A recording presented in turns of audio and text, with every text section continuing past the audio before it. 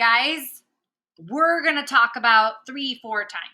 So in front of you is row, row, row your boat, which is the next one we're going to start working on. And if you look at the time signature, up until now, we've always had 4 on the top. But if you look at this one has 3 on the top. And remember that time signature, we're always going to see it at the beginning of our piece. So right now, like I said, it's been 4/4, but now it may start to change. So we're in 3/4 time. So what that means is instead of 4 beats in a measure, we now have 3 beats in a measure. So looking at this here and looking at our measures, we're going to be counting instead of 1 and 2 and 3 and 4 and, we're going to be counting 1 and 2 and 3 and 1 and 2 and 3 and.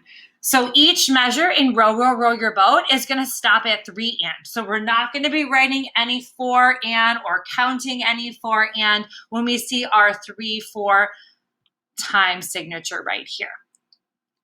Now that bottom note, we haven't really talked too much about that bottom note yet, but that bottom note, that 4 in the bottom, means something too. So when you see a 4 in the bottom, that means that our quarter note is getting the beat. So we have our quarter notes. These are our quarter notes here. You can see my cursor. These are here. Here's an example of 3 quarter notes in a row. So this measure will be counted 1 and, 2 and, 3 and. For the top measure 2, let's just kind of go back to this one. So for the 3/4, if we were to change that to 6, that would mean that there'd be 6 beats in a measure. If it was to go to 2, that would mean there'd be 2 beats in a measure.